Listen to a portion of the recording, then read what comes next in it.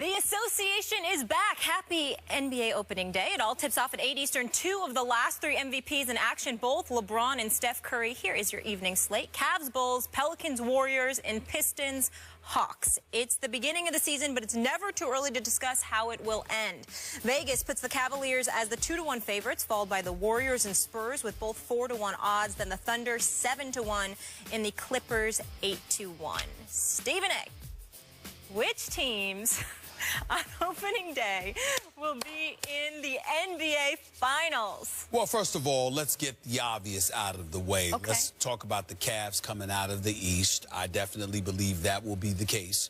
I just believe that if Kyrie Irving is healthy, even if Kevin Love is not, or if Kevin Love is healthy, even if Kyrie is not, I think that this goes in a forward direction. I'm just of the mindset that the Cleveland Cavaliers are absolutely loaded. Contrary to popular belief, I believe that the Miami Heat will meet the Cleveland Cavaliers in the conference finals. I believe that D. Wade and Chris Bosh and the crew, Pat Riley, is on a collision course with Cleveland to meet in the conference finals. I know a lot of people out there like the Washington Wizards. I love me some John Wall and Bradley Beal. I think they're special, but I'm not sold on Nene. Gortat I like a lot, but I'm hearing Jared Dudley or Chris Humphries is going to be your 4, and you're going to be jacking up more threes, and that's your recipe to success. I don't see it. Keep your eyes on Milwaukee. Jason Kidd has proven to be an exceptional coach. They got Greg Monroe added to the squad. Jabari Parker's coming back. You got Michael Carter-Williams and the crew. Milwaukee will be in the Final Four of the Eastern Conference, but I think Miami or Cleveland knocks them off. I think Cleveland knocks everybody off in the East. They go to the finals. Okay. Out West. Here we go. Out West. Wild, Wild West. Let me throw this out there. Here are the teams. San Antonio, OKC, Clippers, Houston, Golden State. Those are the 5 that I'm really looking at. Memphis on the outside of the 5 looking in. They'll win their 45-plus games, whatever, but they ain't win no damn championship. And I like Memphis, but they ain't win no damn championship. Here's the deal. I thought about this long and hard, Skip Bayless. I'm sure you did. I've thought about... Like maybe in the last minute. I've thought about... Stop it. Don't insult me. Don't disrespect me. You know I live and eat NBA. Here's the deal. I've thought about LaMarcus Aldridge. I've thought about him being added to Tim Duncan. Skip Bayless. This is a big no. There's Skip a big Bayless coming. Yep. I still can't go with him. I knew it. I gotta go with Kevin Durant, Russell Westbrook, and the Oklahoma City Thunder meeting LeBron and the crew in the finals. Okay. I just think that the return of Durant, I think he's good for 25 a game. I think Russell Westbrook is going to explode. Enes Kanter can't guard me, but he is good for 20, for 18 and 10 a night. Yep. Serge Ibaka is there. Dion Waiters is looking to make a name for himself. Anthony Morrow and those boys can do some things. I just think that from a matchup perspective, they're a nightmare. I think Golden State, they're not fraudulent. They're the champions. They deserve respect. They got the best shooting backcourt in the NBA. Yep. I get that, but a lot of injuries took place that led the way to their championship last year. I don't think that's going to happen this year. The Clippers are a team that wouldn't surprise me if they got to the finals, but damn it, I'm sick and tired of picking them and then watching DeAndre Jordan shoot 39% for the free throw line. I can't take it. I just can't take it anymore. I just can't take it. Okay? You got to be able to make free throws, all right? Yep. When he proves to me he can make free throws, I'll change. But until then, I can't go with that. I'm just trying to figure out if Kevin Durant is healthy. Now that Russell Westbrook had to step in for the 55 games that Kevin Durant was out and handle his business by himself, won the scoring title, averaged 28 a game, I'm trying to figure out, let me see. Who the hell gonna stop Russell Westbrook? Steph Curry? I ain't got nothing but love for you, bro. Nobody can stop you, but you can't stop Steph Curry. Chris Paul, the quintessential point guard, a superstar. You can't stop Russell Westbrook. Tony Parker, oh, no. I mean, you have no answer for this man. So the way I look at it, this is basketball, baby. I understand the other components and how important they are, but you give me 2 stars that can put the ball in the hole at will, I'm rolling with them. Right now, my pick is Oklahoma City to meet Cleveland in the NBA Finals. And we need a bottom line. Never too early. Oh. I'm going to have to go with LeBron in Cleveland. Ooh-wee. I'm going to have to go. Now, that would be a story. I'm going to have to do that because I think that Kevin Durant's kryptonite is LeBron.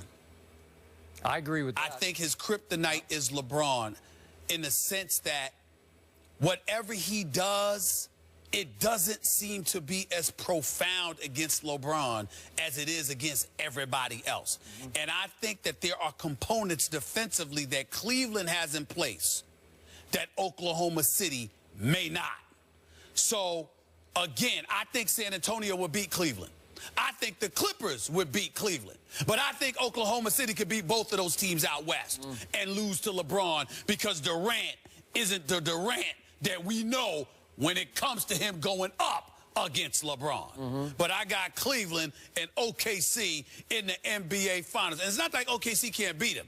I mean, Durant in his sleep can average 30. And Russell Westbrook, there is no answer for him. Zero. Yep. No one can guard him. Right. All right. But I still got, because of Mozgov and Tristan Thompson and then Love and all, I got to give Cleveland the edge in that matchup. If it was San Antonio, I'd pick San Antonio. If it were the Clippers, I'd pick the Clippers. But against Oklahoma City, I got to give Cleveland the edge. Okay. And I got Cleveland and OKC in the finals. Okay, you and I were there, what was it, 4 years ago when LeBron took to school the basketball babies that were Durant, Westbrook, and James Harden. Remember that? Respectfully, Durant did average over 30 on 50% shooting in the finals. But they lost in five. They did lose in five. They did lose in five. But other cats weren't ready. That's the only blemish up until Game 6 last year. Up until Game 6, that's the only blemish on James Harden's entire career was that he was MIA in the finals. Okay, we are in sync on the East. I believe that Miami will meet Cleveland in the Eastern Conference Finals,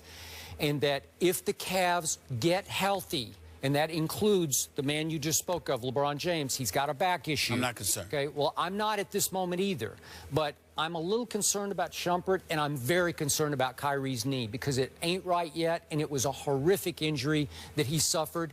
God bless him. He's a good kid. He's a great player. To me, he's right there with LeBron on value to this show. Okay, right that's fair. That's okay? fair. I agree with All that. right. So, I agree with that. so if he can even get to 92% healthy and stay right there, I'm with you on this. I am rooting for the Heat. I'm the biggest D. Wade fan, and we've detailed, and I don't need to go back through this roster. It is loaded.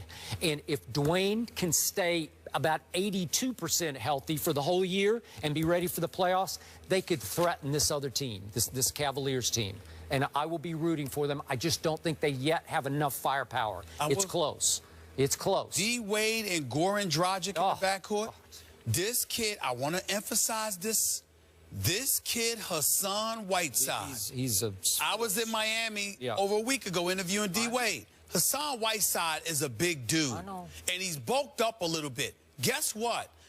Cleveland's claim to fame was LeBron being able to post at will. How you going to do that with Hassan Whiteside down the post?